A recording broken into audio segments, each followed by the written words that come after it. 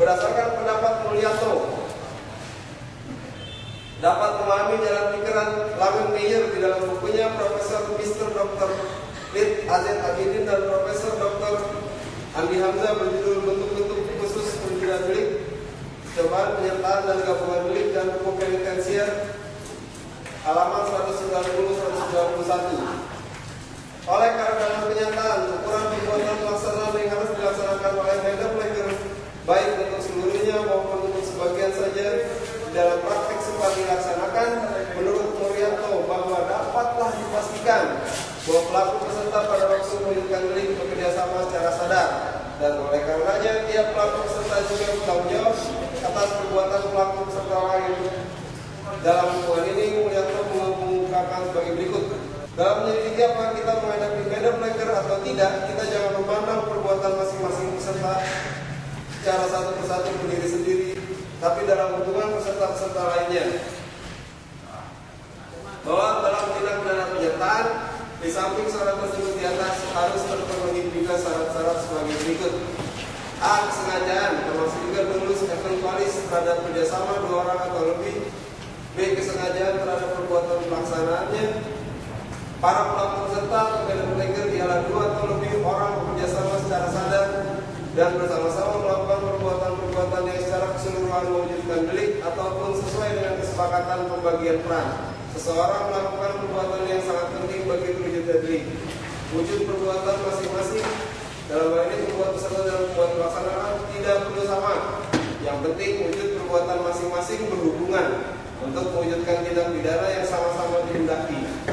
Bahwa di antara terdakwa Tony Wong, Asnawat dan Sujati alias Atian, berdasarkan fakta-fakta di persidangan tidak ditemukan adanya kesengajaan untuk bekerjasama secara sadar dan bersama-sama melakukan perbuatan tindak pidana.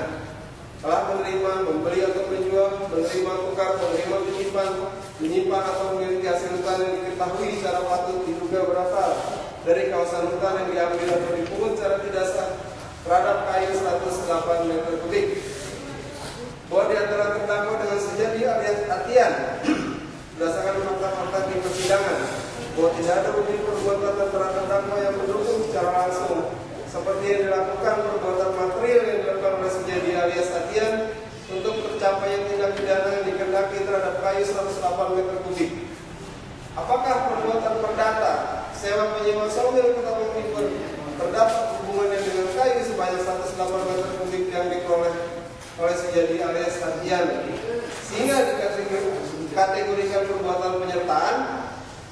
Namun berdasarkan fakta-fakta yang terungkap di persidangan, penuntut umum tidak dapat membuktikan di manakah letak perbuatan pelaksanaan dengan kesengajaan yang telah dilakukan oleh terdakwa yang berhubungan langsung dengan akibat yang dikehendaki atas kayu ilegal sebanyak 108 meter kubik.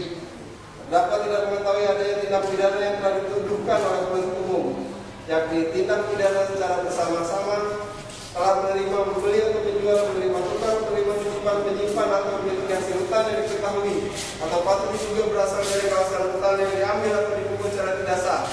Oleh karena itu adalah sangat tidak beralasan apabila terdakwa yang tidak mengetahui adanya tindak pidana tersebut dianggap telah melakukan kerjasama dengan Asnawat dan Sujati alias Atian oleh penuntut umum. Unsur-unsur pasal 50 ayat 3 F junto pasal 78 ayat 5 Undang-Undang Nomor 41 Tahun 99 tentang kehutanan. 1. Unsur setiap orang.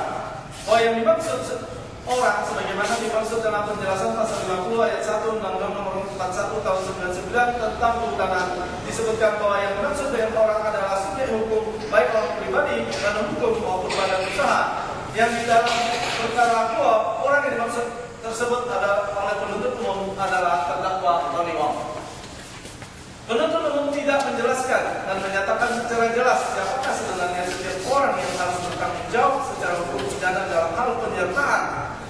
Apakah terdakwa sebagai perorangan, di mana ada perorangan secara pribadi yang dianggap sebagai perbuatan pelaksanaan secara langsung oleh terdakwa terhadap kayu 108 meter kubik tersebut, sehingga dapat dikatakan sebagai pelaku serta bersama-sama dengan Sujati alias Atian dan Edi alias Alai, atau terdakwa sebagai pemilik PT Gelora Indonesia adalah suatu sangat sempit dan memalukan jika hanya sekedar berdasarkan terdakwa sebagai pemilik PT Gelora Indonesia, sehingga nampaknya penuntut umum masih perlu belajar khusus tentang hukum korporasi atau hukum perusahaan, di mana suatu perusahaan terbatas hanya dapat dimiliki minimal oleh 2 orang pemegang saham, atau terdakwa sebagai pemilik perusahaan perorangan Saumil Ketapang Timber, bahwa terdakwa merupakan pemilik dari sebuah tempat pengelolaan kayu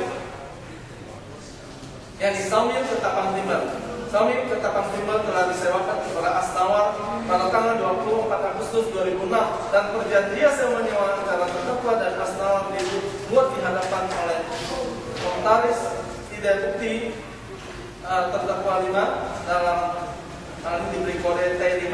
Dalam pasal 6 perjanjian sewa menyewa disebutkan bahwa selama perjanjian sewa menyewa ini berjalan, semua risiko kerugian maupun keuntungan menjadi tanggung jawab dari pihak penyewa atau Asnawar sendiri tanpa melibatkan pihak pertama atau terdakwa. Dari isi perjanjian sewa menyewa tersebut dapat disimpulkan bahwa yang menjadi penanggung jawab atas Saumil Ketapang Timber selama masa sewa adalah penyewa, dan pemberi sewa tidak dapat dilibatkan dalam bentuk apapun karena Saumil Ketapang Timber berada di bawah penguasaan si penyewa. Ada video keterangan saksi ahli Dr. Hairul Huda SHMH bahwa setelah perjanjian sewa menyewa Saumil Ketapang Timber antara terdakwa dan Asnawar sebagai penyewa, Asnawar pernah mendapatkan masalah hukum yang terbukti telah melakukan tindak pidana menerima titipan hasil hutan yang diketahui berasal dari kawasan hutan yang diambil secara tidak sah. Hal ini sesuai dengan jurisprudensi Mahkamah Agung RI nomor 24/PIT/2008 tertanggal 19 Februari 2008 di putusan pengadilan Negeri Ketapang nomor 252/PISB/2006/PN/KTP tertanggal 9 April 2007 dan putusan Pengadilan Tinggi Pontianak nomor 95/PIT/2007/PT.PTK tertanggal 4 Juli 2007. Tidak bukti T7A sampai dengan T7C sebagaimana dinyatakan dalam pertimbangannya sebagai berikut. Asnawar sebagai penyewa Saumil Ketapang Timber terbukti telah melakukan tindak pidana menerima titipan hasil hutan yang telah diketahui berasal dari kawasan hutan yang diambil secara tidak sah, yakni pasal 50 ayat 3 huruf H dan pasal 78 ayat 7 Undang-Undang Nomor 41 Tahun 99 tentang Kehutanan. Terdakwa sebagai pihak yang menandatangani SK nomor seri DF 00050069 DF 00050767 dan DF 000575. Apabila dicermati secara mendalam pada SK tersebut yang ditandatangani bukan terdakwa karena tanda tangannya sangat berbeda sekali dari hasil tanda tangan terdakwa di dalam BAP, tidak bukti di dalam berkas. Adalah suatu bukti petunjuk bahwa tanda tangan terdakwa telah direkayasa oleh oknum-oknum yang mengambil keuntungan dari kasus ini, sehingga kami menyatakan bahwa dalam kasus ini ada dugaan pengrekayasaan bukti-bukti atau terdakwa sebagai pihak yang mengatasnamakan PT Internusa Jasa Tama. Berdasarkan fakta-fakta di persidangan, terdakwa tidak pernah mengatasnamakan dirinya sebagai wakil atau kuasa dari PT Internusa Jasa Tama, melainkan PT PO Internusa Jasa Tama. Hal tersebut merupakan perbedaan yang mendasar. Terdakwa tidak pernah bertindak sebagai kuasa PO Internusa Jasa Tama untuk mengikuti kegiatan pelelangan kayu, dan kegiatan tersebut tidak merupakan suatu tindak pidana, sehingga terdakwa tidak dapat dikatakan sebagai orang yang ikut serta maupun sebagai pelaku pelaksana dalam perkara ini.